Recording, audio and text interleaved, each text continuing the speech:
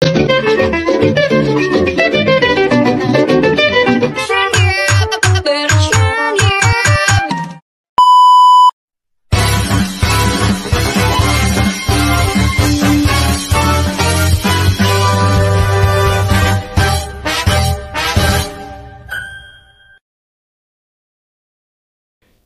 tragis gamers Cina Fat Cat.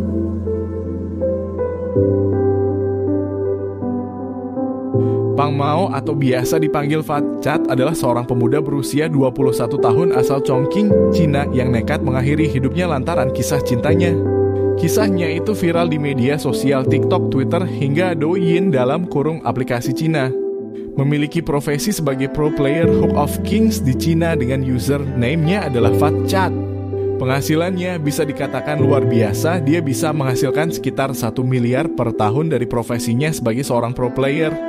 Fat Cat menghabiskan waktunya bekerja dan menabung untuk kekasihnya bernama Tanzu.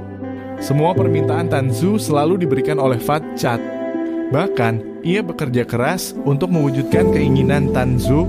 Untuk mewujudkan hal tersebut, Fat Cat harus menahan membeli makanan kesukaannya.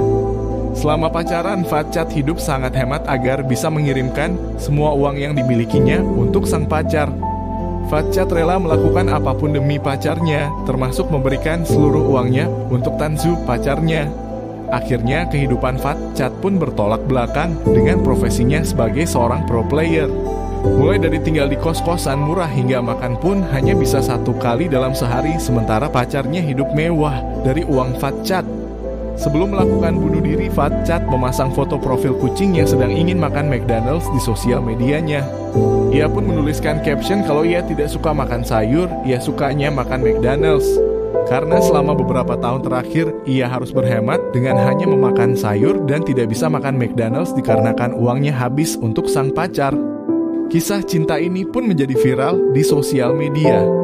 Akhirnya banyak orang Cina yang berbondong-bondong datang untuk menaruh McDonald's di sepanjang pinggir jembatan tempat Fat Cat mengakhiri hidup. Presiden Cina Xi Jinping menetapkan hari kematian Fat Cat sebagai hari lelaki setia sedunia. Selamat beristirahat dalam damai, Fat Cat. Salah satu peran utama komunikasi global adalah menyebarkan informasi dengan cepat dan luas. Ketika kejadian tragis bunuh diri ini terjadi, media sosial, situs berita online, dan jaringan komunikasi lainnya memainkan peran penting dalam memberi informasi pada masyarakat lokal dan dunia secara menyeluruh. Secara instan, gambar dan video dari kejadian tersebut telah menyebar di seluruh platform digital, memungkinkan orang di seluruh dunia untuk mengetahui apa yang terjadi. Komunikasi global bertujuan untuk memfasilitasi koordinasi antara berbagai lembaga dan badan penyelamat di seluruh dunia. Tujuannya adalah untuk memastikan bahwa informasi yang diperlukan dapat dikerahkan dengan cepat dan efisien. Untuk menangani keadaan darurat seperti penyelamatan korban, kisah dari kasus korban, dan edukasi dari kasus korban. Komunikasi global memungkinkan penyebaran informasi ke seluruh dunia dengan cepat dan efisien. Berbagai media termasuk situs web berita, saluran televisi internasional, dan platform media sosial akan menyebarkan berita jika Fat Cat dan penyebabnya, yaitu bunuh diri akibat pasangannya menikah dengan orang lain. Informasi ini memungkinkan masyarakat global untuk mengetahui apa yang terjadi di Cina.